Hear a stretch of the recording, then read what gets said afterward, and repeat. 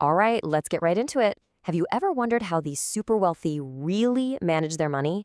It feels like some kind of secret, right? Well, it turns out there's a surprisingly simple but really powerful rule they follow.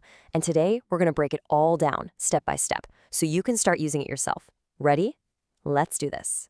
If you don't own something, you are what's owned. Whoa, that really hits you, right? It gets right to the core of everything we're talking about today. The biggest difference, the fundamental difference between the 1% and, well, everyone else, it all boils down to that one little word, ownership. It's about making that leap from just earning a paycheck to owning things, owning assets that work for you. And this next slide, it shows you exactly what that looks like. Okay, so take a look at these numbers. What's the common thread here? 75% are entrepreneurs. They own businesses. 15% are investors. They own assets. Inheritors? They own trusts. Even the top talent owns something incredibly valuable, a rare in-demand skill. So who's missing? What's the one group you don't see on this chart? It's people who only have a salary. See, they're working inside the system, but they're not owning a piece of it. And getting that mindset shift from employee to owner is your ticket out of a really common trap. And that trap, well, it's something a lot of people call a kind of modern-day slavery. It's that brutal cycle, right? You get your paycheck and poof, it's gone, spent on rent, groceries, bills, the essentials. And then you're just waiting, counting the days till the next one. It feels like you're free, but you're not actually building anything. You're not creating any real wealth or ownership. But listen, there is a way to break that cycle. And the solution is actually a super practical framework. It's called the 25-15-50-10 rule. Think of this as your personal blueprint, your game plan for taking back control of your money and starting to build that ownership we've been talking about. And the best part? It works no matter what your income is. So let's start with the most important piece of the puzzle, that first 25%. Okay, this is probably the biggest mindset shift you're going to have to make. The very first chunk of your paycheck, that first 25%, it doesn't go to bills, it doesn't go to spending, it goes to you. This is your growth engine. This is the money you use to buy assets, things that grow in value and actually make you more money over time. And let me tell you, the sooner you fire up this engine, the more powerful it gets. And to show you just how powerful this is, let me tell you a quick story about two guys, Billy and Phil. So, Billy starts early. At age 20, he starts putting away just $200 a month. Now his friend Phil, he waits a bit. He doesn't start until he's 30, but he tries to make up for lost time by investing more, $300 a month. So over the years, Phil actually invests more of his own cash, $108,000, compared to Billy's $96,000. Logically, you'd think Phil ends up with more money, right? He put more in. So, who do you think won the race by age 60? Well, this is where the magic of compound growth just blows your mind. Check this out. Phil, he did great. He ended up with over $678,000. Not bad at all. But Billy, who invested less money overall, ended up with over $1.2 million. That is almost $600,000 more. Why? Simply because he gave his money an extra 10 years to work for him. That is the unbelievable power of starting early. So the big question is, where do you put this growth money? A great way to think about it is like a ladder. You don't try to jump to the top rung first. You start at the bottom where it's safest. For most people, that means starting with low-risk things like index funds. That's basically where you buy a tiny slice of the entire stock market, so it's super diversified. Then, as you get more comfortable, you can climb up to things like real estate or REITs, which are kind of like buying shares of big property portfolios. The key is just to start on that first rung and build a really solid foundation. All right, let's move on to the next piece of this rule, the 15% stability shield. This is your financial armor. It's your defense system. This is the cash you set aside specifically to protect all that hard work you're putting into your growth engine.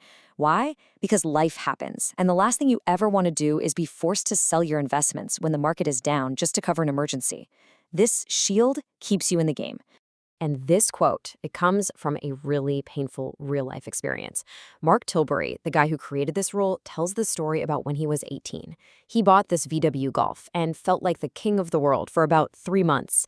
And then the engine completely blew up. The problem was he had zero savings, no safety net, nothing. He had to borrow even more money, which just buried him in debt and stress. And get this, that one single car problem set him back financially for a full year.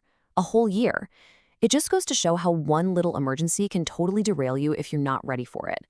That's why the stability fund is absolutely non-negotiable. The good news is, building it is actually pretty straightforward. Step 1, figure out how much you need to cover your core expenses for about 5 months.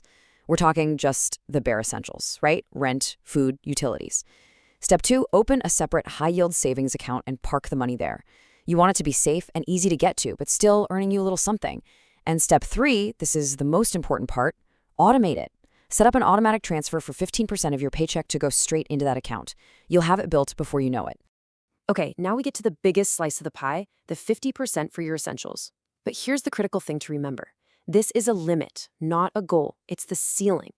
This is what's going to save you from that sneaky trap called lifestyle creep. You know what I'm talking about, right? You get a raise, and suddenly your spending magically rises to meet it. And at the end of the year, you have nothing extra to show for it. This rule puts a stop to that. And this story just perfectly captures the difference between looking rich and being rich.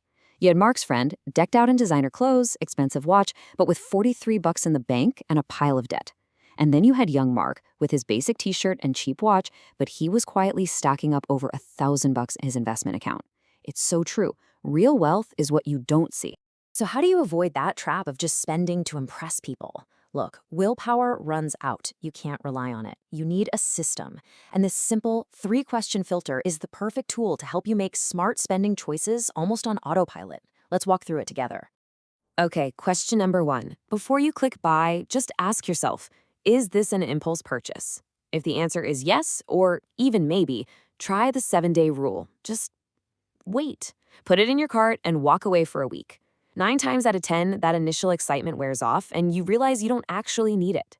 If you're still thinking about it a week later, fine. Then you can move on to question 2. Question number 2, are you buying the brand or are you buying the value? This is a huge one. Wealthy people don't think about the price tag. They think about the cost per use. Is it better to buy a $300 designer shirt you'll wear twice or a $100 high-quality shirt you'll wear 100 times? The math is pretty simple. You want to chase quality that lasts, not just expensive logos. And the final check, question 3. Will this genuinely improve my life? I mean, really improve it. Is this a tool that's going to help you? Is it an experience that's going to create a lasting memory? Or are you just bored or trying to impress your friends? This is the question that really separates the smart, intentional purchases from the ones you'll regret later. And that brings us to the last and honestly my favorite part of the rule, the 10% guilt-free reward. Now, don't get it twisted. This is not an excuse to go crazy. It's actually a really important strategy. Think of it like the cheat meal in your diet. It's what keeps you sane and makes sure you actually stick with the plan for the long run. And the secret is to use this 10% on things that actually give you lasting happiness. It's not about just buying more stuff. It's about investing in yourself and your life. A vacation? That's an investment in your mental health. A new hobby? That's an investment in your passion. Taking friends out for dinner or buying a gift for someone you love, that's an investment in your relationships. See the difference? So let's put it all together. That's the whole system. The 25, 15, 50, 10 rule.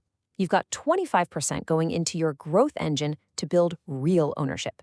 You've got 15% building your stability shield to protect you from life's curveballs. You've got a firm 50% cap on your essentials to stop lifestyle creep on its tracks. And you have that all-important 10% for guilt-free rewards so you can actually enjoy the journey. Look, this rule isn't just some abstract idea. It's a map. It's a practical guide that shows you exactly how to go from feeling like you're owned by your money to finally owning your financial future. You have the map. So the only real question left is where you're going to go first.